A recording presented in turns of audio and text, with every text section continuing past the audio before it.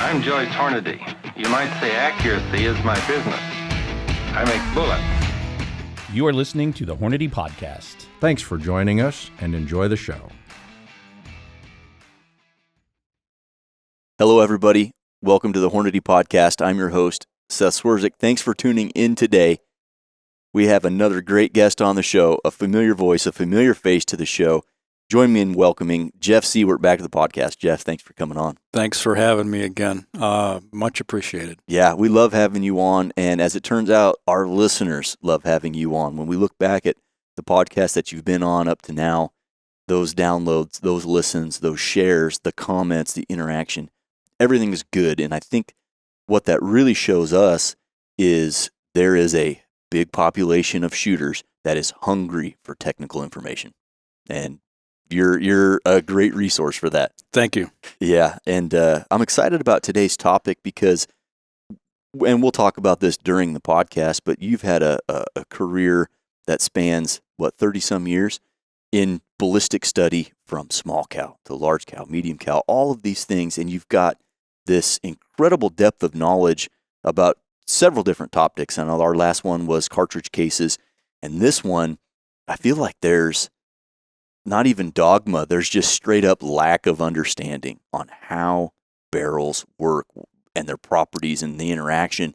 So before we ramble on too long, let's dive right into barrels and what you know and what you've learned about barrels. Yeah, so barrels are basically it's a thick wall pressure vessel, mm-hmm. and how you do it, how you make it, how you design it, the materials from which you choose to make it, all are decided by the application.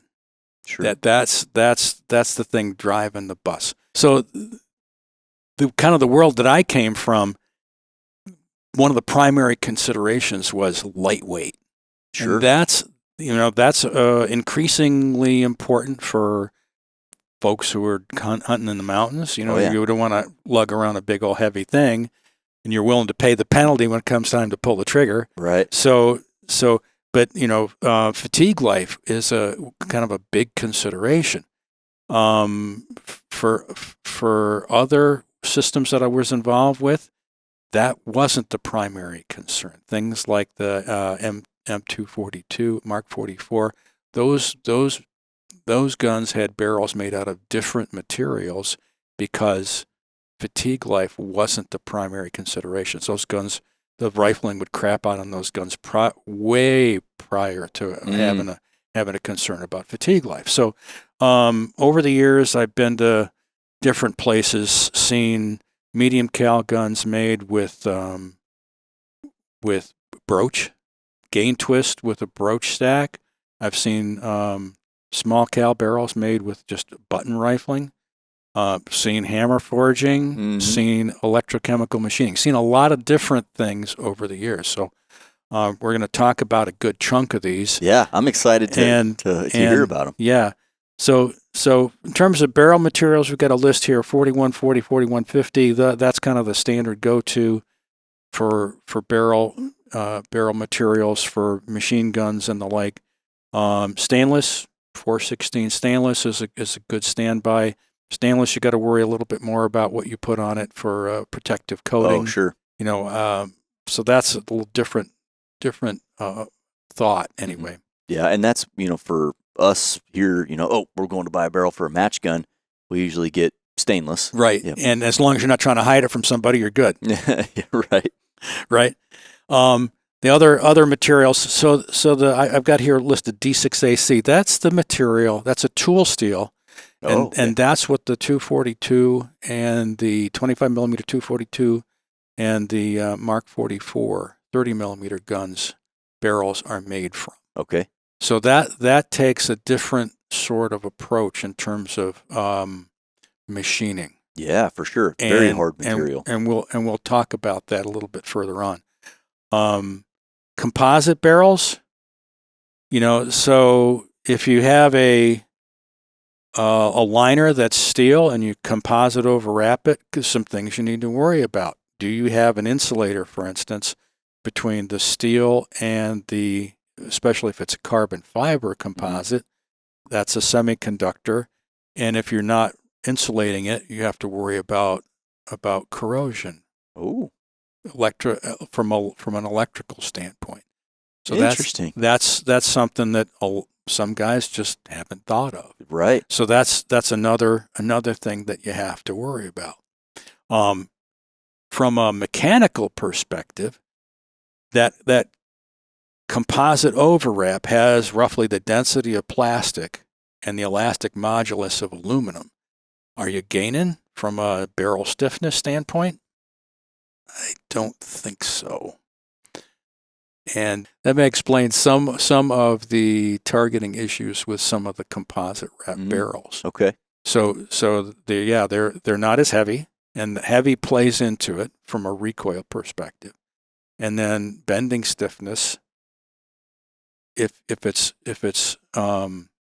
doesn't have as much bending modulus as steel, it's going to not point as consistently.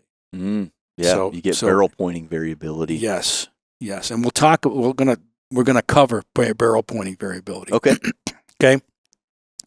Desirable properties: yield strength at room temperature and elevated temperatures. So one of the reasons that the 242 and the Mark 44 use the D6AC is it has really good high yield strength at elevated temperatures. So that's one of the reasons that manufacturer uses those steels. Ultimate strength, you want to make sure that it doesn't yield when it's not supposed to. Elongation of failure. So that's elongation of failure versus ultimate strength.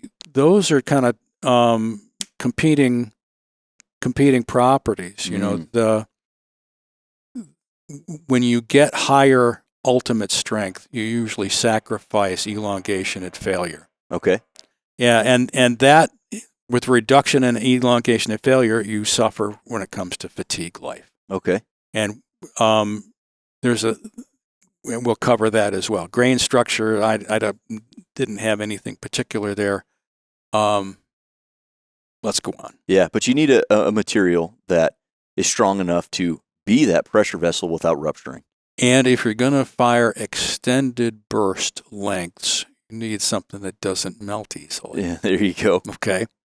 So the thermal load, let's talk a little bit about the thermal load. Yeah. How long is your barrel good for? What's the barrel life? Depends on a few things. It depends on a lot of things, and it's mostly schedule related. But from a heating perspective, you fire a cartridge, and the temperature of the surface, the interior surface of the barrel goes up about 1,000 degrees Fahrenheit in 1 millisecond. So that's 1,000,000 degrees per second. Whoa. Heat input rate. So it's kind of a small wonder that they work as long as they do. It's amazing they work at all when you put it that way. Right. So that's just another perspective of that particular event. Yeah. I don't think a lot of people really appreciate people on a single shot. People don't. So let's say your barrel lasts for 6,000 rounds. 1 millisecond per shot. It's about 6 seconds. Wow. That's about 6 seconds. That right there is mind altering. I've never thought of it that way. Most people don't. But when you use some simple math like that does make plenty of sense. Right. And then you think, take a 6 Creedmoor, for example. And I've ran 6 Creedmoors competitively, and you get on a PRS stage and you can burn down 10 rounds in less than a minute and a half. And that I pull my 6 Creed barrels off at 1,000 rounds. That barrel's pretty doggone hot when you're done with it. It is, yep. And we don't treat them nice either. So it's amazing things work at all, and you hit what you're aiming at. Right. So, kind of over the years, worked on a bunch of different barrels, different calibers, 50 cal, 7.62, 5.56, 30 millimeter, just a pile of different things. So, and, the knowledge that I have on barrels just comes from all of those experiences. Yep. Which is a great place to get knowledge because it's real life. And there are differences between between small cal, medium cal, large cal barrels. But once you understand kind of what the you can call them boundary conditions are. What are you pushing through it? What's the pressure? What's the band material? You can make some conclusions with what you have for information. Well, let's talk about manufacturing. So you start with this blank rod of steel, and how do we turn that, or other material, I guess, but how do you turn that into a barrel? Yeah, so the first thing you do is gun drill. Okay. And I would bet big chunk of money most of the guys who are building gun barrels gun drill from the chamber to the muzzle. Okay. If you want to keep the barrel straight, when you start peeling stuff off the outside, if you wanted to keep the muzzle straight, which it's important to keep the muzzle straight, we'll talk about that in a minute, you'd be better served probably to drill in the other direction. Okay. Drill from the muzzle to the chamber. Okay. Yeah. So the reason it's important to keep the muzzle straight is that's where the bullets go in the fastest. And if you have let's just say a discontinuity in straightness, that causes the bullet to accelerate laterally, which puts a load on the bullet, which changes the pointing vector. So it's really important for things to be straight near the muzzle. In the 2003, 2008 time frame, got a chance to look at a pile of 20 millimeter barrels, literally hundreds of them. And one of the things we tried to get the manufacturer to do was to drill them from the muzzle towards the chamber. While I was involved, we didn't get them to do that, but I went back subsequently, and that's the way they're drilling them now. Okay. So those barrels are made in a little different manner. Okay. And what they'll do is they'll do the gun drill, and then they'll check where the center of the hole is in the barrel via an ultrasonic sensor. They'll put grind spots on the outside of the barrel, and then they'll straighten to those OD grind spots. So that's something. That's interesting. You never hear of a small cal guy doing that. No, you do not. They don't. But that's what has to happen. What has to go on in 20 millimeter. Okay. So part of the procedure. That's just the way it's done. So you look through a barrel that's been gun drilled, and the surface looks very, very smooth. And then they go through and what they call hone. They take a few thousandths off using a special cutter, and that's to get the inside surface as smooth as possible. Yeah, like glass. Before you do any other subsequent operations. And that's appropriate whether you're going to do single point tooling, you're going to do broaching, or you're going to do button rifling, or even if you're going to do hammer forging.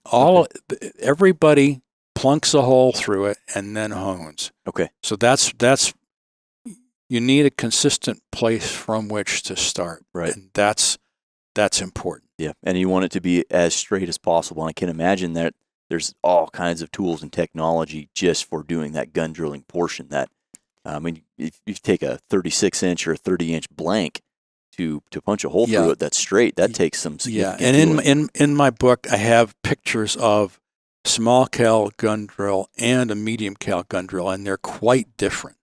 Okay. They're quite different. The small cal gun drill is just basically it's a rod with you can say a 90-degree cut taken out of it to remove the chips, and there's another hole drilled in it to push cutting fluid. Oh yeah, they're flushed. Sure. Yeah, to push cutting fluid in. The medium cal gun drill is a very different animal. It's got several cutting surfaces. Yeah, well, it's probably removing obviously a lot more material. Yeah, it has to. Yeah. Well, if you guys listening want to see those photos and get all kinds of other information. That's in Ammunition Demystified, Jeff's book. Check that out on Amazon. Get you a copy of that. It is legitimately the non-Bubba's guide for sure. But yeah, check those photos out, and like I said, a host of this information and a bunch of others. The Hornady CX Copper Alloy Expanding Bullet. CX bullets feature the advanced heat shield tip that resists aerodynamic heating and provides a consistently high BC. Hard-hitting and deep penetrating, CX bullets are constructed of rugged monolithic copper alloy that retains 95% or more of their original weight for devastating terminal performance. Available in factory-loaded ammunition as well as component bullets for reloaders. CX bullets from Hornady. So in terms of the actual cutting of the rifling, options are single point tool, broach, button rifle, hammer forge, electrochemical machining. So single point tool, basically there's a holder, there's a cutter that fits into the holder. They drag it through in a spiral motion, and then they index it depending on what number of lands and grooves are being made. Okay. And that's kind of really, really, really old school. Is it? It is the original method by which barrels were made. Okay. With rifling. Among the rifling method, is that one preferred? Because around here, like in our accuracy lab for our match rifles, we really opt for stainless single point cut barrels. And I would tell you that it's probably just fine. Okay. Okay. I don't see any difference from a manufacturing or a group size perspective between that and, say, a broach. Okay.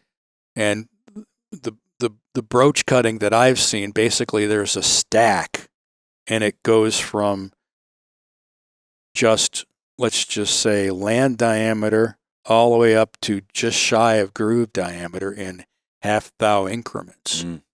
And so they walk through progressively changing the broach on each pass. Okay. And it cuts, if you have 4 lands and grooves, it cuts all 4 grooves at the same time. Okay. And so that's just the way broaching is done. Yeah, and it still is cutting the material just like a single point, only yes, all the way around. Correct. And there's all the cutting angles have to be specific for the material being machined. Okay. Okay. Button rifle, basically there's a carbide. I hate to use the word button. A carbide. Yeah, button's a pretty good one. Button's a good one. Okay. Button's a good one. With the lands dug into the OD of the button. Okay. And when you can either push it or pull it through the bore. It's designed to be an interference fit, and you as a result you move material as that button goes through.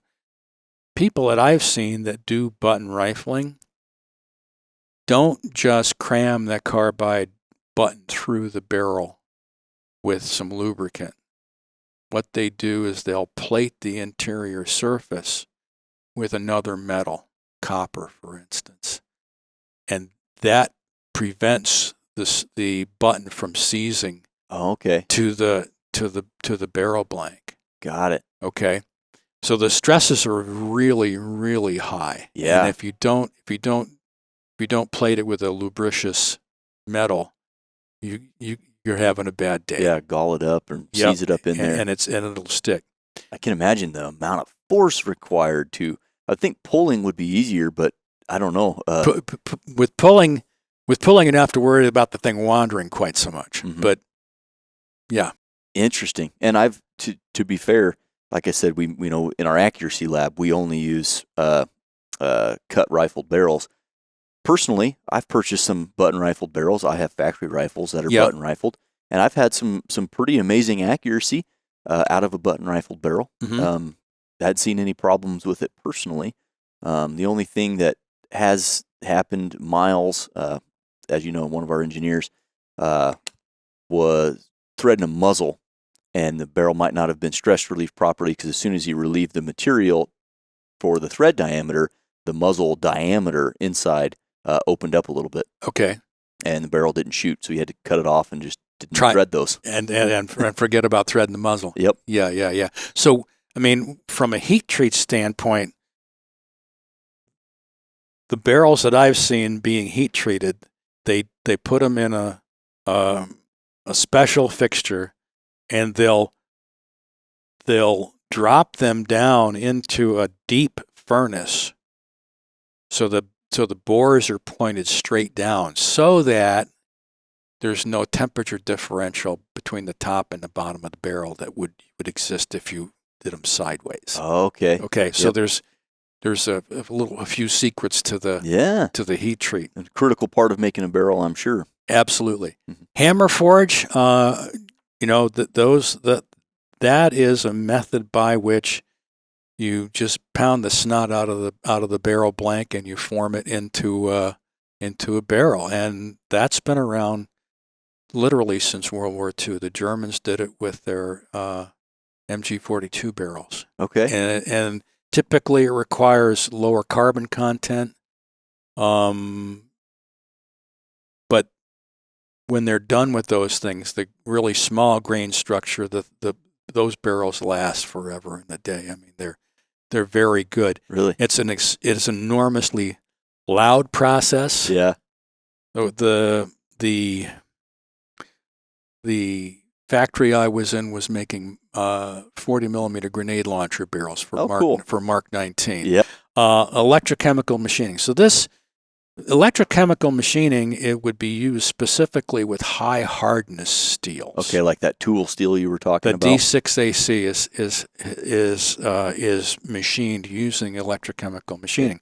Basically, what's going on there is they plug the barrel after having put an anode through it with an insulator on the outside, and also in the outside of that insulator, they've machined in the rifling profile that they want. Okay.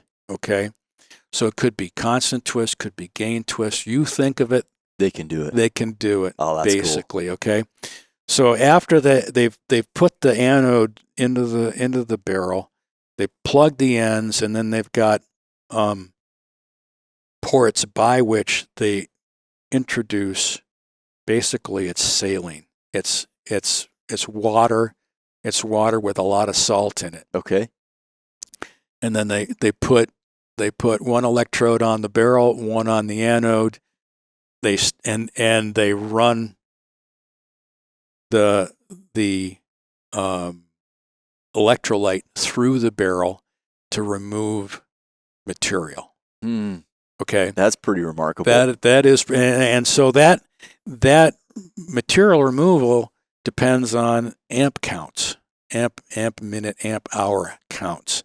So and if you're not careful about it, you can really mess things up. But typically what's done is they'll change the direction of flow during the machining process to make the bore diameters consistent. Okay. So if they just go in one direction, you removed material up here, you can't remove so much down there because you've got chips in the bath. Interesting. So that's how that's done. Never heard of that before. Electromechanical machining. So that's well, there's another way to do electrochemical machining, and again, both methods are identified in my book. There's also moving mandrel, where they do the same sort of thing, but the mandrel moves as the material is being removed off the inside of the barrel. It's crazy what people can dream up to do and how precise it can be. It truly is. Love it. So there's another thing here called autofitage. Autofitage is a method for improving fatigue life, particularly for larger caliber guns. Okay. And, for specific small cal applications, there's really no reason it couldn't be used.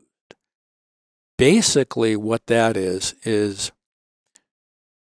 filling the barrel with some sort of hydraulic fluid and making those pressures high enough to yield the inside surface of the barrel.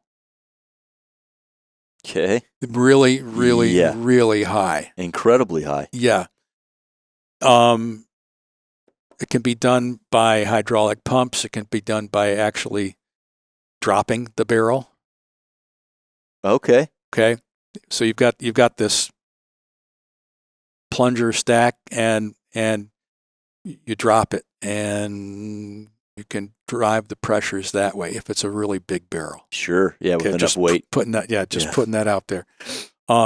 So basically what that does is it puts the inside surface of the barrel into residual compression. When you fire it, that thing expands just a little bit. So if you get a crack that develops, that crack is going to start to wander through. We'll cover that in a little bit. But that's part of the fatigue problem.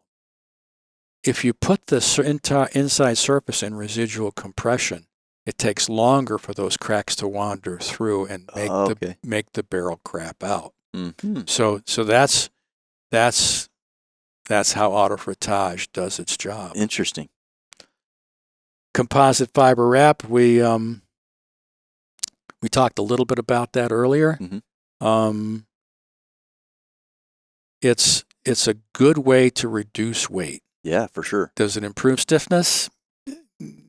I'm skeptical. I think the layups have to be correct for it to do that. Okay. And even at that, from a physical dimension standpoint, I'm not sure you'd make any gains. Interesting. I really like them. We like them here simply because a lot of us hunt suppressed. Sure. And you want to go with a light barrel, you got to go with a small contour of steel, but you go with carbon fiber. Plus you got that other slug of material out on the end of the barrel. So you can shoulder a suppressor up to it, and they've generally shot well for us here, to be quite honest with you. They've shot really, really well. I know practically nothing on how they're made other than I see carbon fiber on there. Right. Yeah.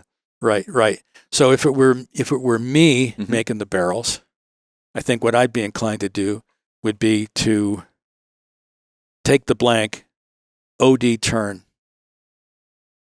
make the composite wrap, then gun drill, and then put the rifling in. That's me. That's me. Mm-hmm. So there's some potential problems with that approach, but I'm sure these guys have got it figured out. Yeah, they seem to. I mean, there's a bunch of them on the market that are out there, at least on the carbon fiber world, and I'm sure in your medium and large cal stuff, there might be other different composites. But in just off the top of my head, there's Proof Research, Carbon 6, Christensen Arms. There's a bunch of them out there that do the carbon fiber barrel and generally shoot really, really well. And they're great for hunting. Yeah. If you need something light, that's the way to go. Agreed. Certainly. Okay. Rifling considerations and geometry. First thing I have on here is forcing cone angle. So in the early 2000 timeframes, we got the opportunity to fill a little bit with some alternate barrel materials in 7.62. And one of the things we did look at, because we didn't know a whole lot about how the bullet was going to interact with this alternate material, one of the things we did was push them on an Instron machine through barrel sections. Okay. And we changed the forcing cone angle. Right. And interestingly, the shallower forcing cone angle had higher push forces, peak push forces. Okay. Not too surprising.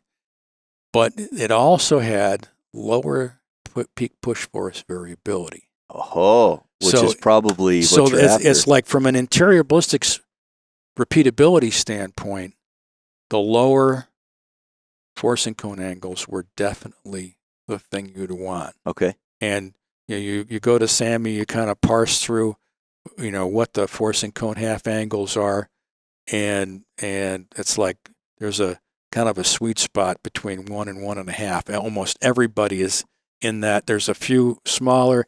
There's a truckload bigger. Mm-hmm. and from an interior ballistics repeatability standpoint, repeatable push force or push pressure is kind of key to making the pressure time curve repeatable, which is key to making the velocity repeatable. So if you had to pick, you'd pick a shallower forcing cone. And when you're in the business of, say, shooting stuff far away, if you're a target shooter or ELR shooter, something like that, that muzzle velocity variation can really cause problems with you on target. North of 1,000 yards, north of 800 yards, you'll start to see that. And so that forcing cone angle, didn't know that was such a critical part. And yeah, you look through SAMI, not anything, but a whole bunch of them, like you said, a truckload has a little bit steeper angle that was designed a long time ago. You look at the modern design cartridges, all of our cartridges, for example, usually have 1.5 degrees. Yeah, so we pushed cup and core bullets. It wasn't a copper cup and core. It was a copper-plated steel cup. Okay. And a lead core. And we also pushed monolithic copper bullets through the barrel. And generally speaking, the peak push force for the copper bullets, peak push force for the lower forcing cone angle was about 15-20% higher than it was for the steeper one. Was this a 1.5 versus 2.5? But the variability was about cut in half. Wow. And so that, from a percent wise, we're talking variability would be about in the neighborhood of best case about 5%. Okay. Might be as high as 10, depending on what sort of bullet you're pushing. Okay. But definitely the shallower forcing cone angle was definitely preferred. Wow. Did not know that was so critical. That's, for those listening, if you're ordering a custom Reamer or you're looking at getting a certain cartridge, jump on SAMI, take a look at the cartridge chamber drawings, and that might be a consideration. And as far as I'm concerned, as long as you don't have an interference when the cartridge is seated in the chamber and the bolt closed, I think you're fine. Yeah. I don't think, you look at the old 300 Win Mag and there's this bucket basically to catch the bullet. Yeah. And so that could be done a whole lot better in my opinion. Well, you mentioned the 300 Win Mag. Yeah, it's got a throat diameter of 315 thou, and I forget the angle, but like you said, it is like a bucket. You just it's like a catcher's mitt, ready to catch the bullet into the rifle. Exactly. Consistency of land and groove dimensions. Mm-hmm. Yeah, so I did some analysis actually for a small cal firearm company on the land and groove dimensions. The groove we didn't seem to worry about too much. Okay. It's going to leak. Oh, yeah, it's going to leak. They all leak. Mm-hmm. But the land dimensions are critical because as the bullet gets engraved, now you've plastically displaced material on the OD of the bullet. If the land somehow gets bigger as you go further down barrel, that bullet can wobble. So that bullet can tip in bore, and that sets up what we would call balloting. Yep. Transverse motion of the bullet relative to the center line of the barrel. Done a lot of work on that sort of analysis over the years. And small cal bullets are kind of an odd thing. From a let's engrave the outside, they're fairly plastic, but from a balloting perspective, does this thing bend in bore? They're pretty stiff. So it's kind of a bit of a conundrum from an analytical standpoint. So it's important that particularly the land dimensions stay consistent. That makes a lot of sense though when you think about it. Sure. Yeah. And when you buy a custom barrel, they've lapped it. So right? It ought to be consistent. Yeah. Okay.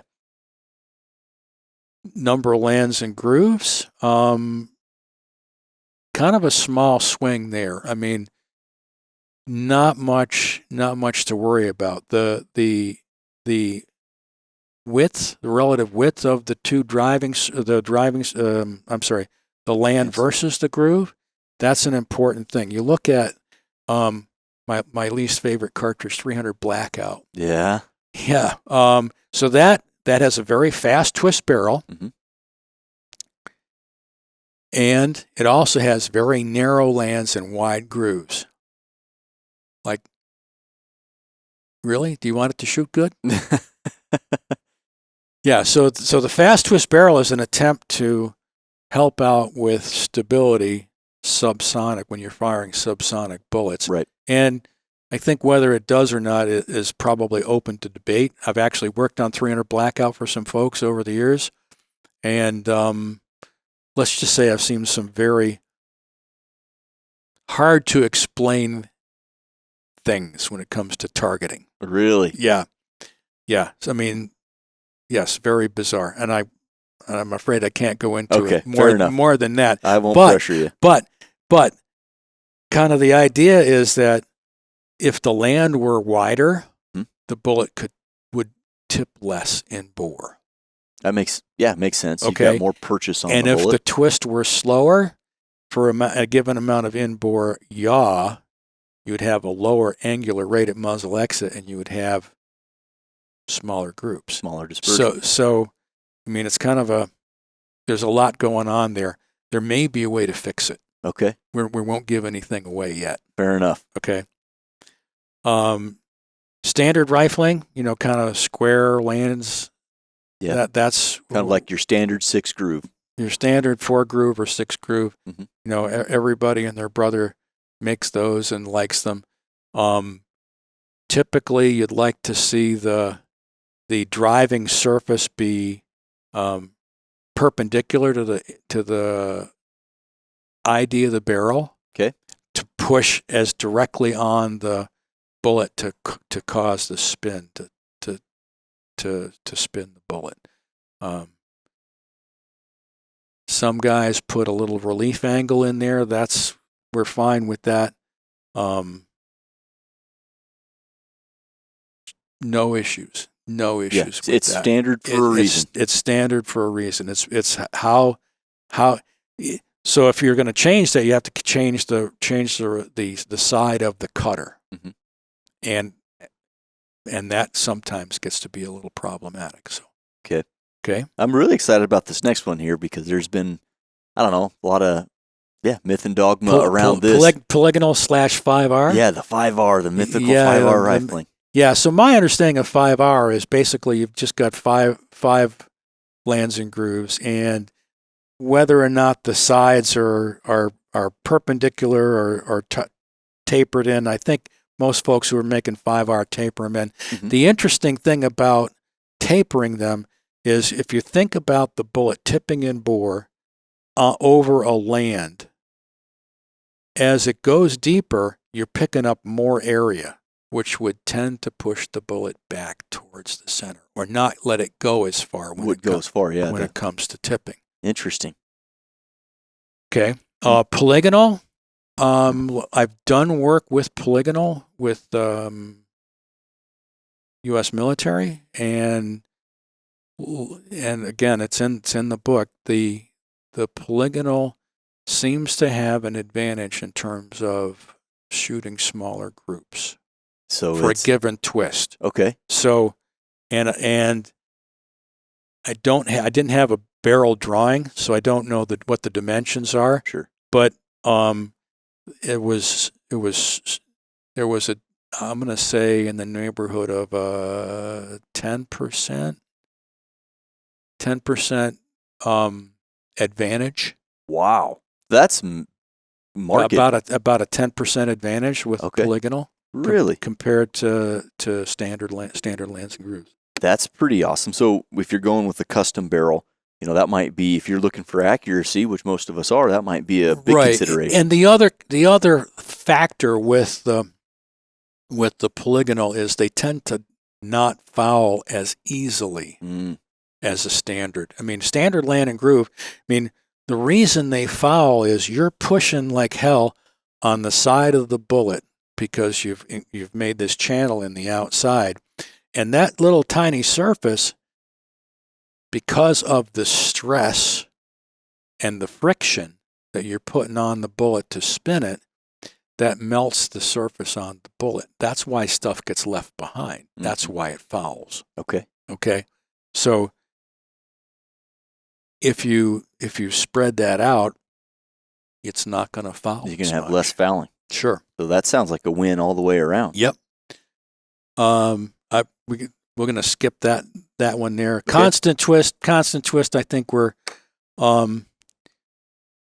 basically whatever angle you start with is the angle you end with. Yeah. Pretty simple. Almost all small cal barrels are made that way. Yeah, I was going to say that is kind of the standard. That is the standard. Now, medium cal, virtually every gun out there is a gain twist. Almost all of them. Now, there are differences in the bullets. We'll talk about that in a minute. Large cal, artillery, there are two flavors. I mean, not artillery, large cal. There are two flavors. There's smooth bore, yeah, nothing, right, and then there's usually constant twist. Okay. That's just kind of the way things are done. Constant twist minimizes the amount of wear on the driving surface. Okay. Okay. And so that's another reason it's used. Gain twist is used in medium caliber for a very specific reason. If you employ a gain twist, you usually start at some lower angle, and it could be an intermediate number, could be 0 angle at the origin of rifling, and then the rifling angle changes by some mathematical progression till you get to the muzzle. There's sinusoidal, there's parabolic, there's exponential gain twist. There's different flavors. Again, those are covered in the book. Mm-hmm. The reason that you would use a gain twist is to prevent the driving surface from failing if you have some erosion in the forcing cone. So if you look at medium caliber bullets, they have a very short and discrete portion of the bullet that engages the rifling.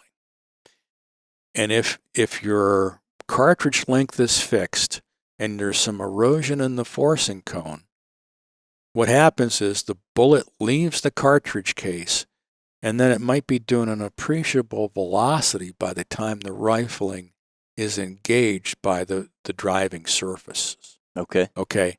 And that makes the farther, the larger the erosion, the higher the velocity, the higher the torque spike as the band starts to engrave. Yeah. And at some point, you can get to a situation where you can make the torque go high enough to actually strip that band right off.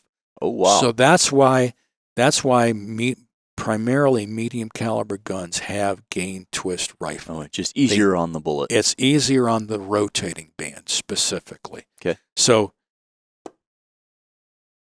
if you were to, depending on the application, if you're going to fire any spin stabilized bullet, you might go with what we would call an intermediate gain twist. So you start at, let's say your exit angle is 7 degrees.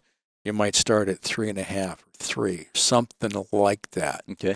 Just so that you cut down on the torque spike when there's some erosion in the forcing cone. For other applications, for instance, if you're firing a long rod, those bullets don't like to be spun at full spin rate. Their structures are so delicate they can't tolerate it. So you'd really like to be able to not spin them very fast at all, if you can manage it. Mm-hmm. And so for those bullets where you want to keep the torque input to the bullet low is right at peak pressure, where the coupling is going to be highest because you've got this band that you're squeezing on, and if the rifling angle is low, you get low spin coupling. So that's kind of why you'd use gain twist. In small cal, Yeah, this is where the rubber meets the road. There's in more small people doing cal, yeah. So you could conceivably do the same thing in small cal, provided the jacket is sufficiently robust, structurally robust, to handle the rifling angle change as the bullet goes down through the barrel. The thing you would want to worry about is, let's just say the back end of the bullet relative to the rifling is fixed. If you change the front end, you're going to try and twist that jacket open. And from a, we don't want to poof a lead at the outside you rip the jacket off. Yeah, at the outside of the muzzle. That's one of the reasons you would tend to, let's just say, back off on the amount of gain for a small cal barrel. Okay, so something like if you wanted to exit at 8, you might start at 6.5 or 7. And certainly that would be an option. Or not 6.5 or 7, excuse me. 9 or 9.5 rather. Yeah. Okay. Yeah. That makes sense. So a slower twist. Is there a dispersion advantage or disadvantage that you've ever seen? So in medium caliber, there actually was. Now, this is, of course, in the tactical gun, the GAU-8, fired from the A-10 aircraft. It fired some very aggressive burst schedules, and the barrels got awfully hot, and they were thermally expanded by a large amount, like 10 thousandths of an inch. Mm-hmm.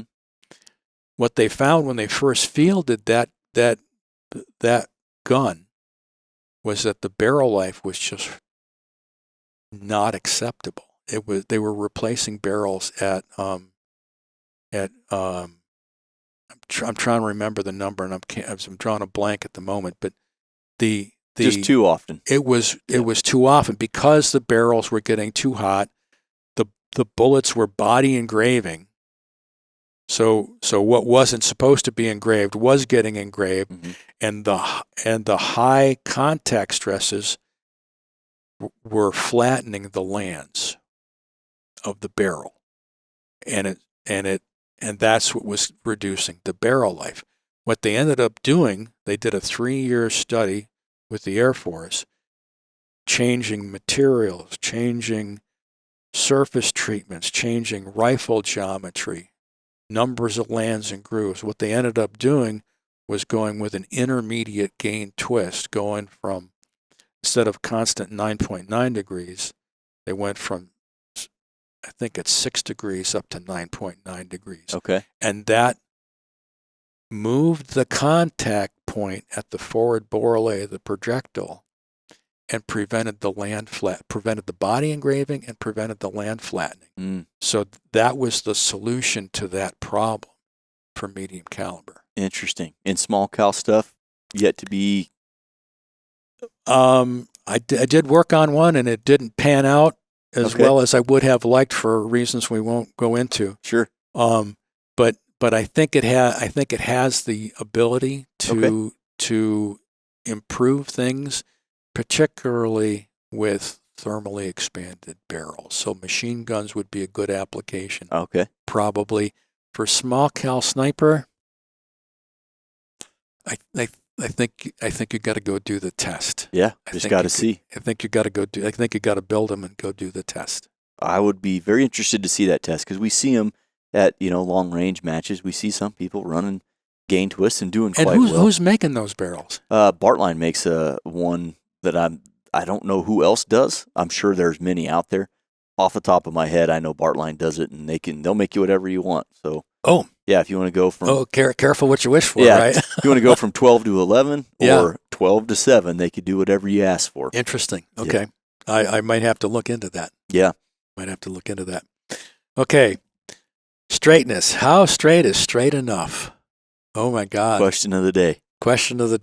Well, so in that 2003, 2008 time frame in 20 millimeter, we looked at some barrels that were particularly horrible, and some of them, it was a kind of a head scratcher. It was like, how could you make it so crooked? And it turned out it was entirely dependent on the process. And I think what was going on was, again, they were drilling at the time they were drilling from the chamber to the muzzle.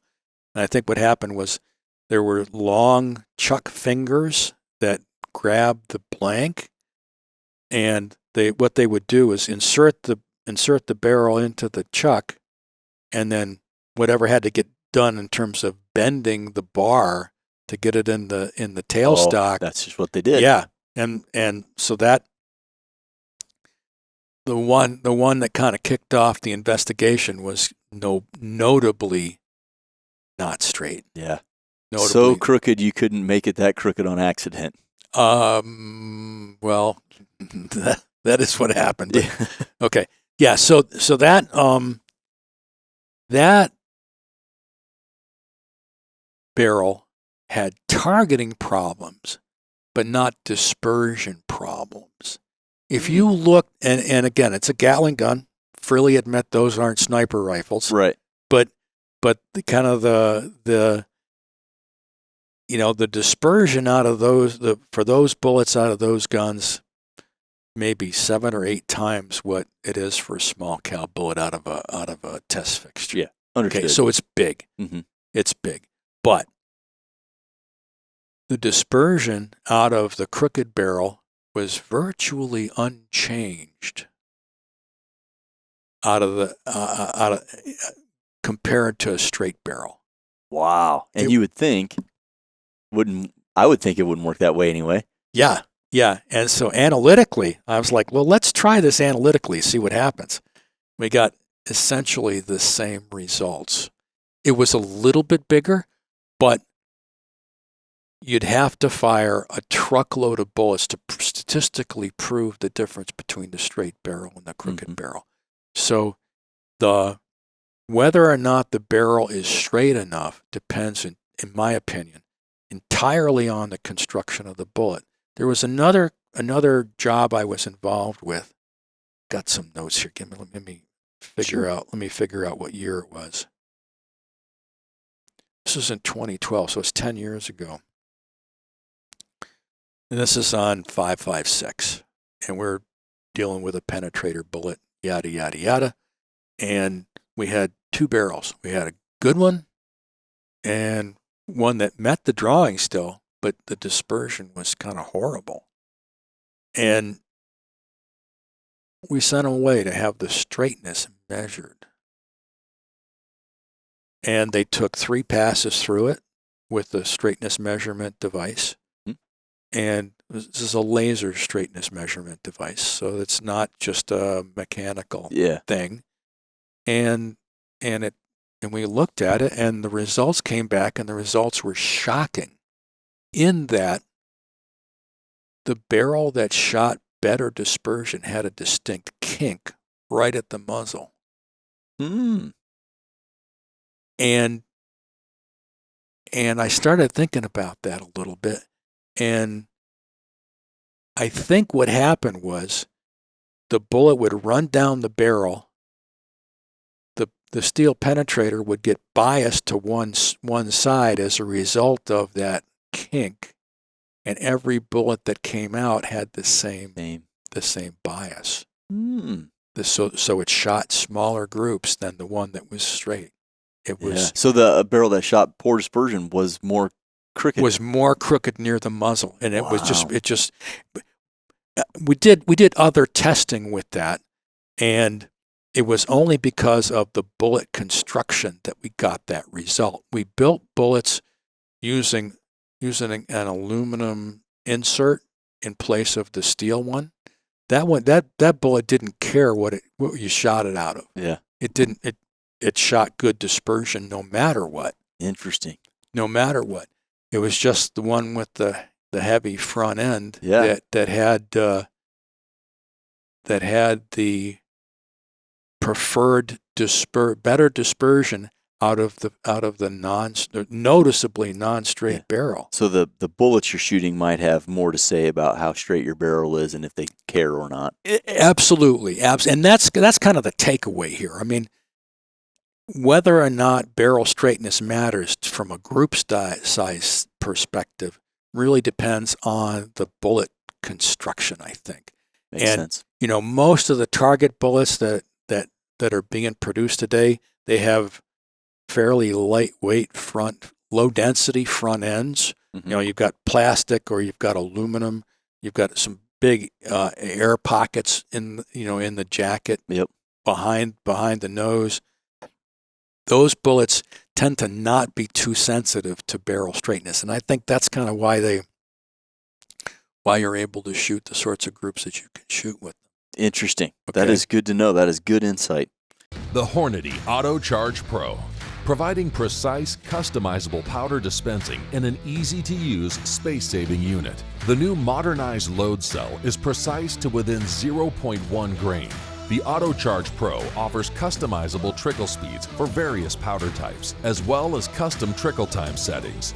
With a smaller footprint than competing brands, the Auto Charge Pro still offers a large powder capacity hopper. The Auto Charge Pro from Hornady.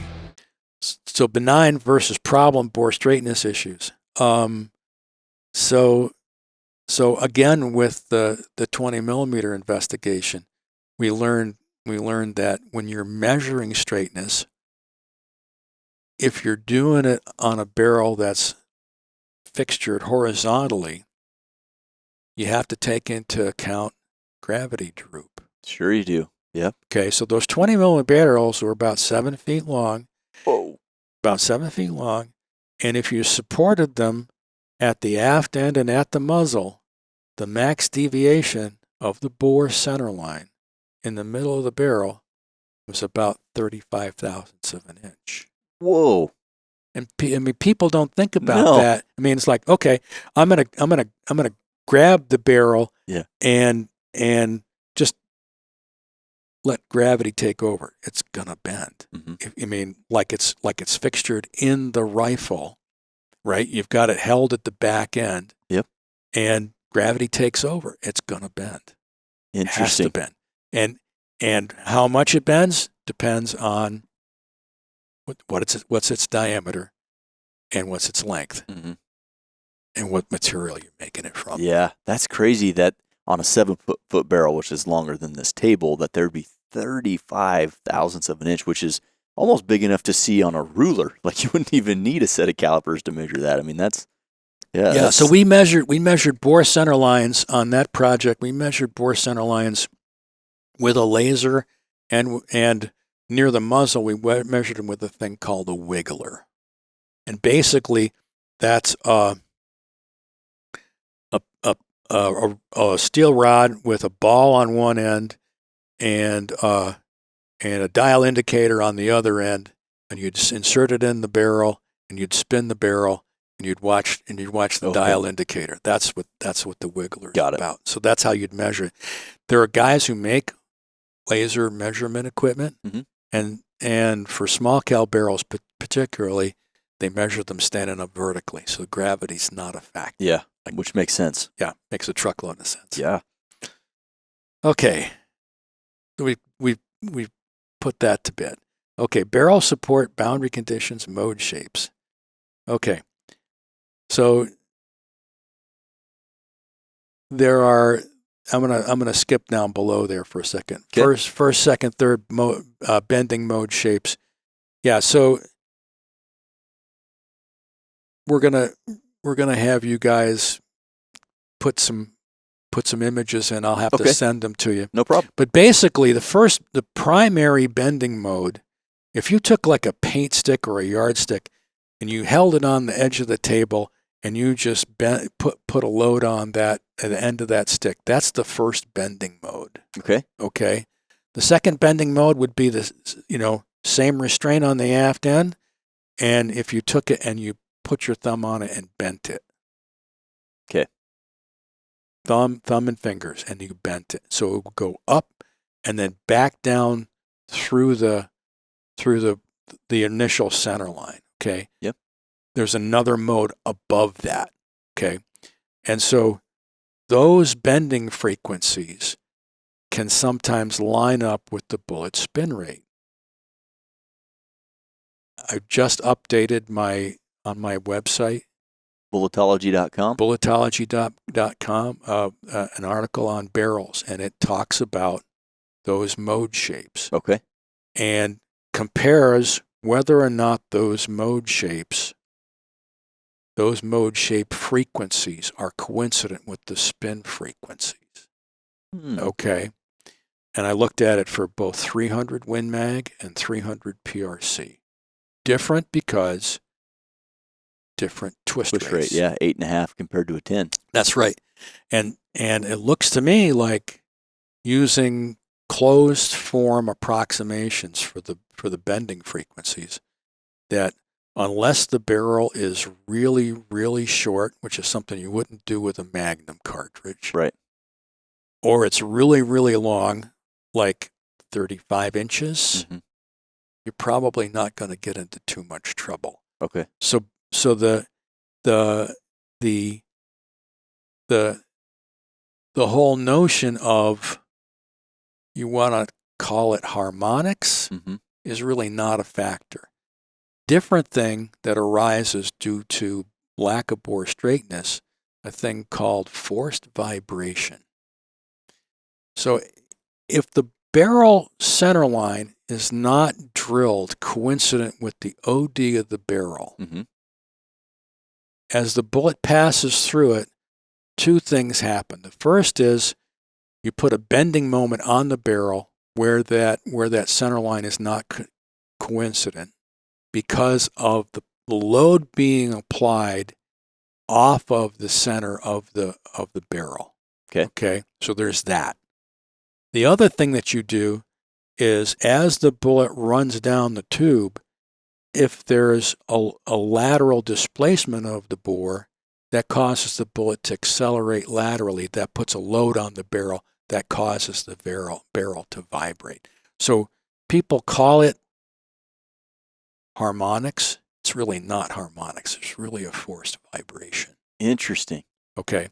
So this is controversial because you're going to set the internet on fire. I knew you had to know there was going to be some heresy here. Yeah, right. So it's really a forced what goes on when the barrel moves. It's really as a result of a forced vibration. It's not a harmonic. Interesting. Okay. How that manifests itself, how important that is, depends on the details of the bullet, the barrel, the bore center line, the taper. I mean, all of those things play into it. Got it. Free float versus forearm support. You know, a lot of factory rifles come with some sort of little pads up on the. Yep. And that's an attempt to cut down on the variability in pointing as a result of the force vibration. Like, you look at everybody's precision rifles, how many have the front end support? 0. There you are. Yep. There you are. Okay. Effective gas block, muzzle brake, flash hider, suppressor. Yeah. Start hanging stuff off the end of a barrel.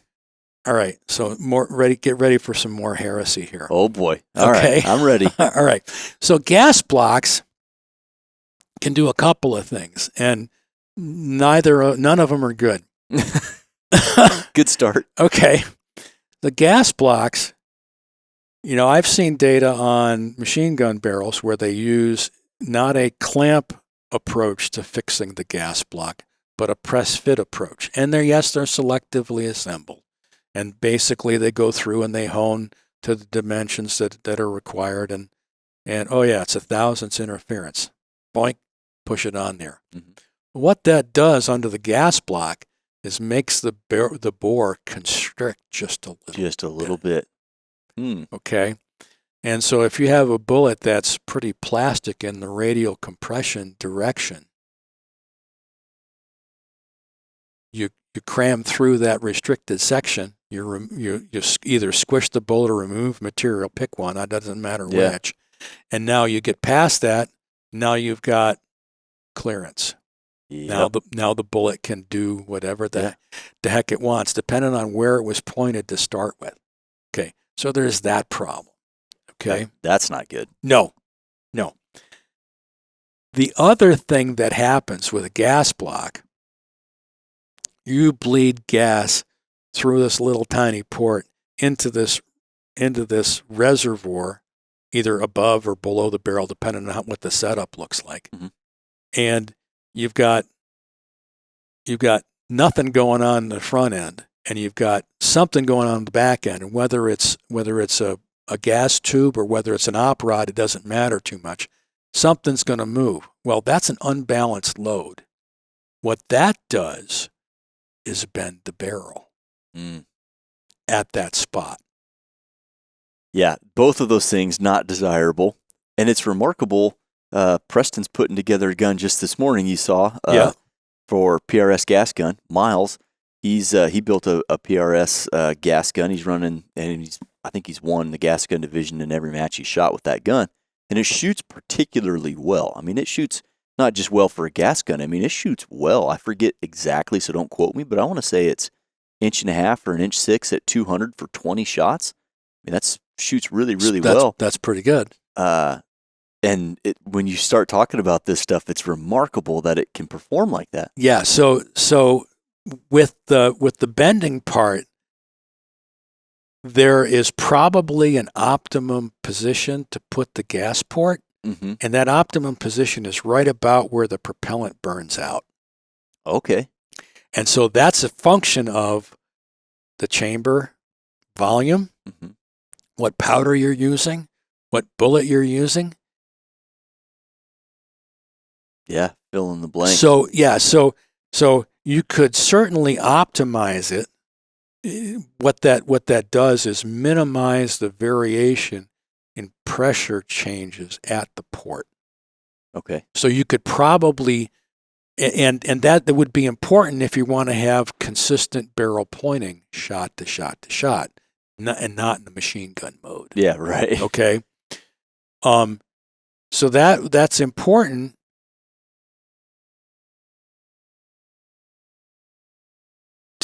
To keeping the barrel pointing consistent. But if you change ammunition, you're hosed. Yeah, you got different propellant. You got a different set of situation, different set of different powder, different bullet. I mean, all of that affects the timing. It affects where the powder burns out. It's not going to end well. Right. Gosh, yeah. So gas blocks, nothing but negative, but a necessary evil for that style of Yeah, firearm. if you're gonna, I mean, the other option is to run the gun with recoil, and nobody likes that. Nobody wants to do that. Nobody wants to do that. So what about the other end, the business end? Muzzle brake. So I have a little bit of experience with 7.62 sniper systems with muzzle brakes, and basically, what they do is bend the barrel. Okay. What they do is bend the barrel. You can install them correctly and have essentially zero effect on the group size, only an effect on impact point. Okay. Okay. Fair enough. So, but that has to be done correctly. Yeah. One of the things that surprises me, everybody seems to affix the muzzle brakes or the suppressors using a surface just behind the threads. Okay. And this is roughly analogous to a similar problem that we saw with the problem 20 millimeter barrels. We were trying to figure out how did they get so crooked. One of the potential sources was these barrels were chrome plated, and you put an anode through them, you electropolish, and then you plate back. Well, one of the things that you can do to keep the anode as straight as possible is to fixture them on a flat surface at the muzzle, and then pick another spot 6 inches back along the length of the barrel and have a tight OD fit there. Why can't the suppressor guys do the same thing? Just a thought. Yeah. Just a thought. Okay. So that's another method by which you could control the positioning of the suppressor on the gun instead of trying to do, you've got some V threads and then a flat surface. Are they offset? Are they tipped? You don't know. No. You don't know. So it's my opinion that if you use the threads and then a close diameter OD on the barrel, ID on the suppressor, screw that down, you'd be probably better served. Interesting. Yeah, just a thought. That is a remarkable thought. So you're saying, in summary, though, you start hanging stuff off the muzzle as you're bending the barrel. You're gonna bend the barrel and expect an impact point shift. Absolutely. That's gonna happen. Yeah. Harmonically, though, you saying those frequencies just not a thing for normal barrel harmonic. Lengths. Yeah. Force vibration. Yeah. Yeah, they affect the force vibration. Absolutely. Sure. We worked on one particular force vibration problem with muzzle brakes. We worked on a balloting analysis for a customer offshore, 155 millimeter. The muzzle brake was involved, long, slender tube, fairly floppy projectile. One of the things we discovered there was that for that particular combination of tube and projectile and velocity, it was possible for the barrel pointing vector to be in a different place between when the forward borelate of the bullet dropped off the tube and the aft one dropped off the tube. So now you have an induced angular rate just due to barrel pointing changes from primarily the thing hung on the muzzle. Interesting. Yep, that's hard to wrap your mind around. I'm scratching my head. I don't think you can get into that kind of trouble with small cal, but just be aware that it's possible to have happen, and go check to see how the thing's fixtured. Fair enough for you. Okay, interior protective coating, pluses and minuses of each. Yep. Heating rate, we already talked about that. The heating rate just that blew my mind when you said a barrel will last about 6 seconds if it lasts 6,000 rounds. Yep. That's about 6 seconds of actual use. And I mean, what else would you spend that kind of money on? Yeah, right. That lasted that long. Oh, wow. Yeah, okay. That was. Yeah. So lots of folks make barrels and they put nitride finish on them. Nitride is kind of a interesting approach for corrosion protection. It makes the surfaces really hard, which in a lot of instances is pretty beneficial. The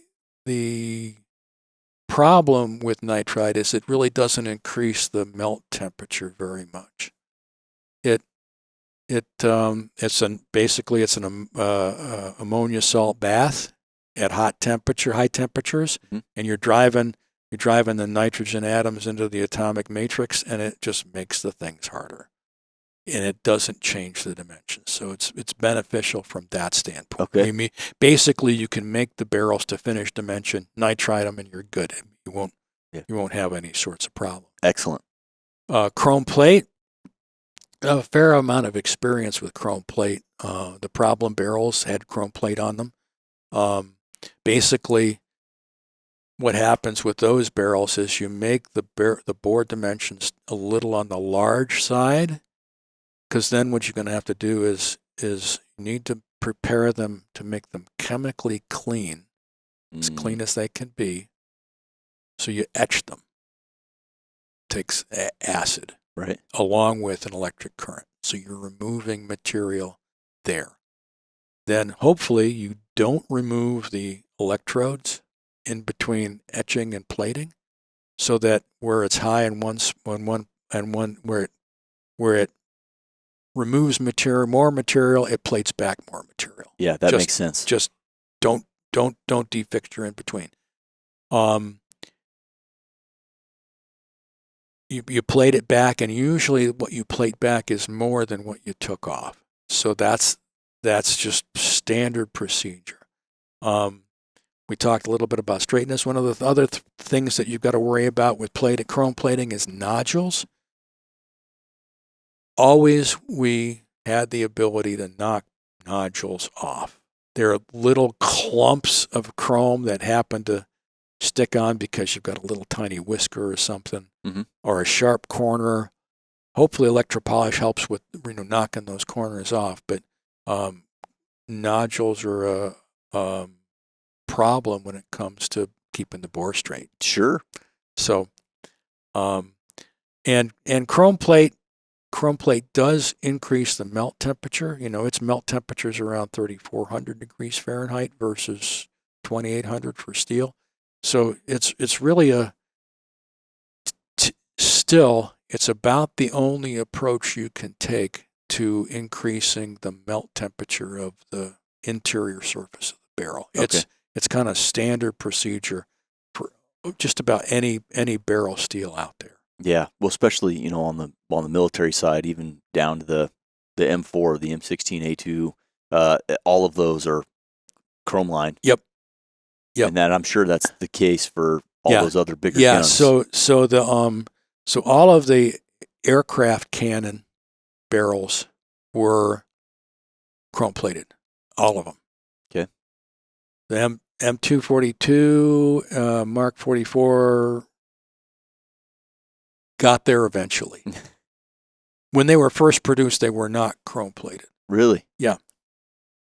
Yep. I had a bit of a hand in that, but yeah, it turns out that the increased barrel life with chrome plate depends to a large extent upon what sort of band material you have, and you get better benefits with like plastic rotating bands. Metal bands don't get quite the same. Sure, which makes sense. Quite the same benefit. So, stellite liners, 50 cal.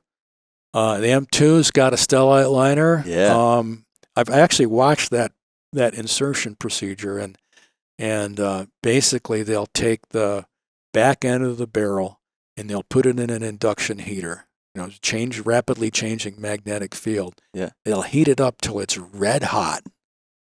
Stuff that stellite liner in there, then they have to rotate it to get the barrel lands lined up, and then they screw on you might call it a closure screw on the chamber. Interesting. And that's how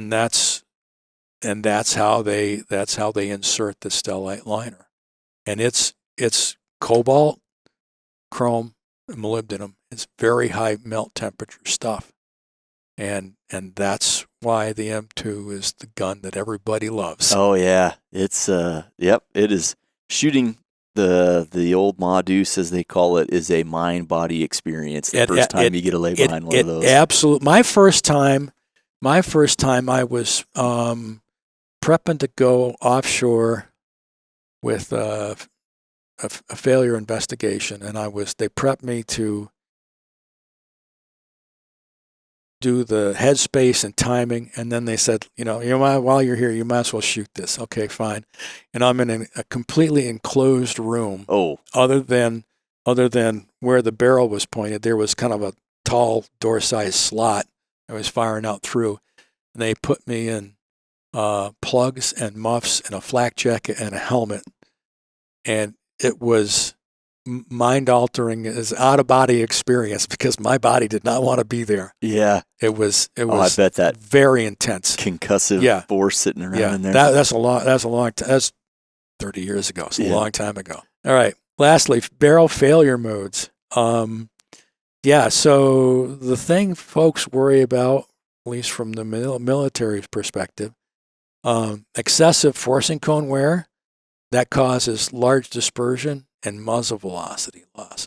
So you can see where as the bullet uncorks from the cartridge case, if the gases can flow by the outside readily, you're gonna tip the bullet, and you're gonna lose propulsion ability as a result of that. Right. And Like, okay, so those are the kind of the big things. And for particularly small cal folks, that would be one of the big things, one of the big reasons why you would retire a barrel. Yeah, I mean, looking here at your list of barrel failures, you really don't see any failures except you start to see erratic muzzle velocity in your larger discrete. Yeah, group size. Yep. Failure to spin the bullet. We don't worry so much about that in small cal. And the reason for that is the small cal bullets have so much margin in terms of the wear compared to medium and large cal. I've recently become aware of one in 338, and there's a fair amount of, let's just say, forcing cone erosion that leads to that. Can that be mitigated by changing the twist rate, like you'll go into a gain twist? I believe it can. Interesting. And that's something that would have to be at least studied and tested. And then lastly, fatigue. Critical crack depth, number of cycles. So critical crack depth, imagine, if you will, you're firing your barrel and there's a crack on the inside surface, and every time you fire it, that crack creeps closer and closer and closer to the outside diameter of the tube.